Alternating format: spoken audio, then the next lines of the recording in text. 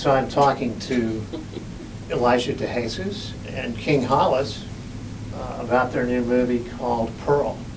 Hi, folks. How you doing? Hi. Well, Pearl is a real family-friendly, it's an inspirational story.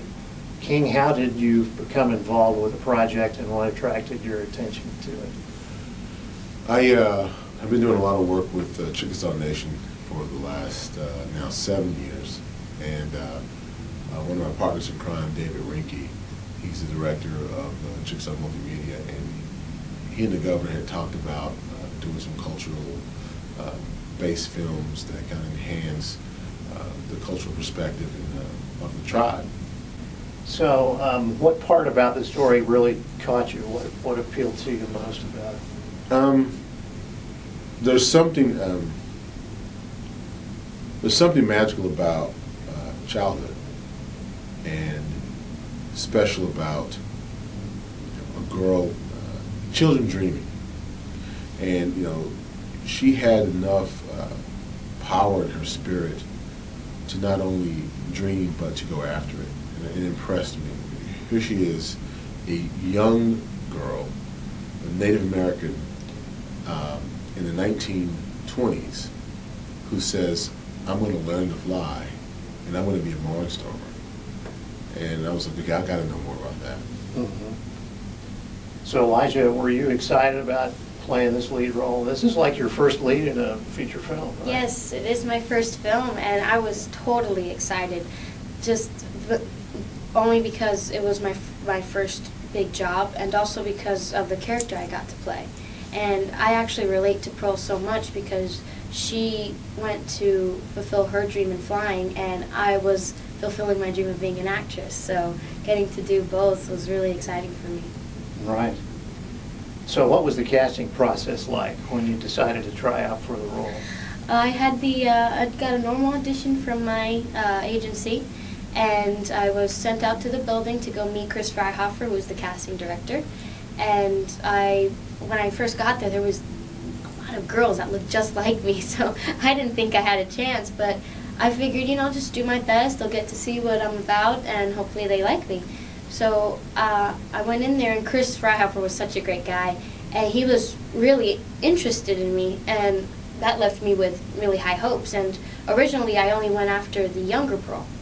So I didn't hear from them for about 2 weeks. I'm like, oh, I probably didn't get anything. And they call and say, we're considering you for the younger role, but the director, King Hollis, has to be convinced that I can also play older.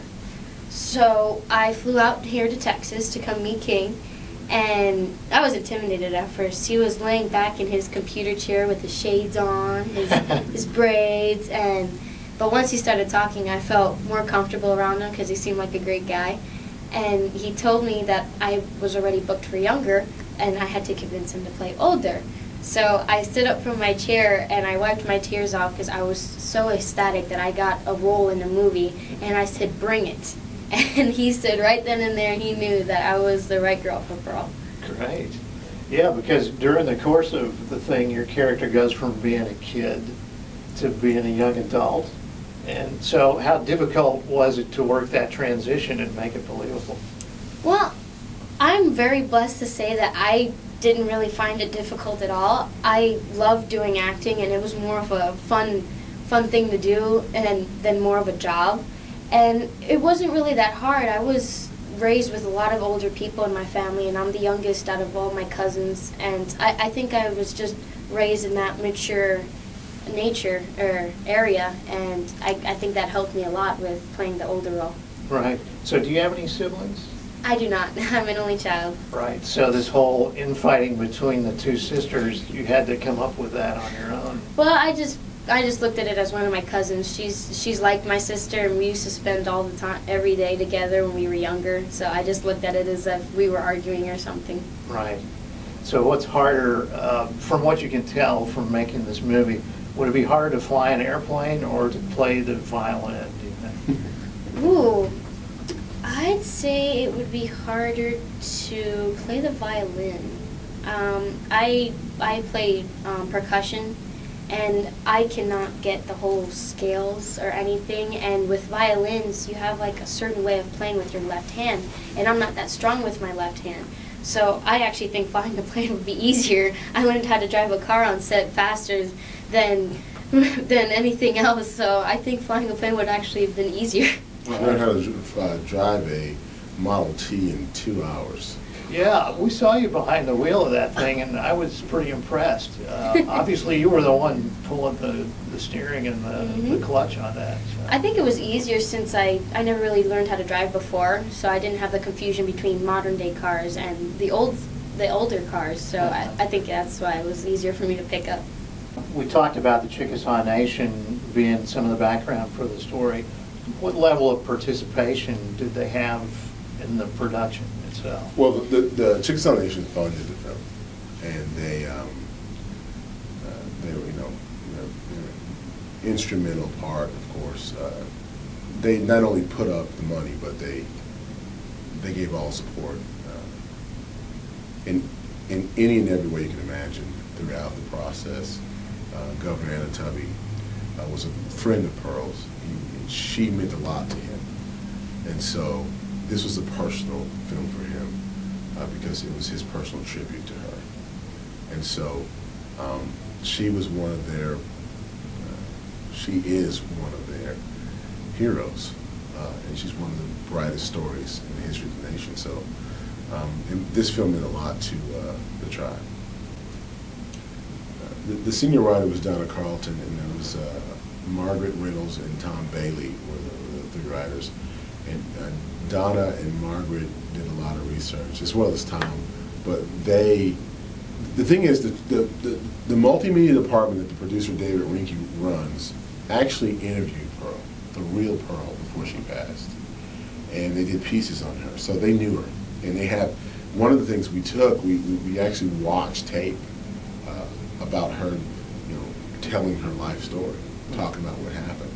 And there's a book written about her. She's mentioned in some books regarding Wiley Post. So there's a lot of historical and a lot of archive footage and a lot of documents that we ran. We were thorough about going through to make sure that we were historically accurate as possible. So the film has a great middle America rural feel to it. Right. How long did it take you to find, the filming locations for that? Well, it took us probably, we didn't lock locations for, I guess, maybe 3 weeks. Mm-hmm. We started preliminarily, actually, probably 6 months prior to principal photography. We just kind of drove around, and we took photos. So that was the first run of it, but then you do your hard look where you do tech scouts, and some things didn't work out. But we shot it in 4 areas. We shot at the Horn Homestead in Oklahoma City. We shot at the El Reno Airport. We shot right outside of Macomb.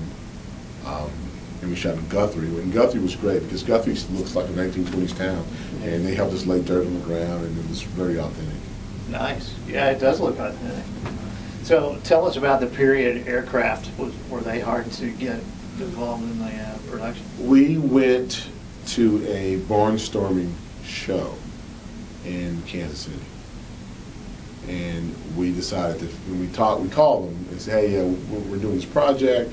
Can we come out and kind of film some of you guys? We're like, sure, come out. So we went there, and it was a gold mine. And we filmed for 2 days there, ground-to-air shots. And then the word of mouth went around about these guys doing this period piece movie about barnstorming. And then every pilot in the close circuit of pilots that do this knew about us. So when we had to make cold calls for planes, oh, you those guys that came up to the, So it was great, and man, they were fantastic. And they were great people, very nice people, beautiful, beautiful planes. Just jaw-dropping planes. Yeah. In which Elijah flew in one. Flew. Nice. She rode in one. Yeah, I didn't actually control it. I Yeah. got to go up in one of the open cockpit planes, and that was a really fun experience. How'd you like working with Sean Kane? Was he a dreamboat? Did you enjoy him as your co-star? Nah, he's such a sweetheart, and he was very respectful with the whole age difference, but he's such a nice guy, and he'll help anyone, anywhere, and he was such a great guy to work with. I look up to him like my older brother. Great. So, the attitudes of the townsfolk to Native Americans that are depicted in the film, they're fairly accepting, except for maybe the storekeeper, the way he's portrayed. But do you get the feel that that's the way the Native Americans were treated in that period, that part of the country? Well, it's interesting. You know, we base a lot of things on people who are still here of that era that we talked to. We didn't want it to make it that film, but there was a lot of prejudice back then still. And it wasn't about that. But that film, we kind of wanted to say, here's the era. You know, she's coming in to buy her pepper, and you know, the guy's has no patience for her because she's Native American. And there was other scenes actually written to show what it was like. There was actually a scene with apparently she had befriended an African American kid when she was young, and she defended him. But the incident kind of went in a whole different place that was kind of distracting. So we didn't, and the two scenes kind of said the same thing. It was a Native American film, so we went that way with it. You know, we were in a screening, and someone that asked me, they said, well, there were some African Americans in the square. I mean, they would have been there, right? I said, well, we based that on photos of downtown Marlow when there was a Jubilee. We saw African Americans hanging out in the square. Mm-hmm. Now, what their social status was and all of that, but we knew they were there. So we culturally, we looked at things and we thought about it, and we try to get it as accurate as possible. But I have to say that in the research, you know, there was places where Native Americans, it was pretty mild for them, it was good. And there was places where it was bad, and there was still a lot of prejudice. Yeah. There was a little more tolerance because it was Oklahoma and it was supposed to be native lands. Mm-hmm. So it was kind of like this place was designed for Native Americans, so you didn't have, you know, the fervor, but you still had people who, even though this was Indian territory, had a problem with Indians. Yeah. So that's actually true. Gotcha. Well, so the show is doing a kind of a road show thing right now, and you're traveling around and introducing the film. What are distribution plans after that? We are, as we do this promotional eight city tour, during that process we're talking to sales reps and distributors as we go. Mm-hmm. And you know, like any other film, it's no secret, we build momentum, we build buzz, and to strike up better conversations concerning distribution. Great. Yeah. Well, Elijah and King, anything else you want to tell us about the film? Tell people why they should catch it when it's in their town? It is I think it's kind of it has timeless issues. It deals with family, it deals with dreams, it deals with things to the core of humanity, it deals with your faith. You know, it deals with themes that we as human beings can't escape. And so you know, no matter what your cup of tea is, if you are a person and you are in a family, you're going to relate to this film. If you have children, you're going to relate to this film. And I think you're also going to see a really amazing young actress who people root for in the film. They attach. Elijah's performance allows you to want her to succeed. And I think that's something that people are going to really enjoy. They should come out and check it out. Thank you. I have to agree. The film, I think anybody, any age can relate to it. And not just me, but everyone that was involved in this film did a remarkable job. It's really great. And the acting is that everyone in there, Angela with her eyes, they say a million words, and Andrew with his portraying a blind person, that was flawless. I mean, everyone did such an amazing job, and it's a real good film for, like I said, anyone at any age can relate to. All right. Well, thank you both so much for talking with us, Thank you for having us. and best of luck. Thank you. Thanks.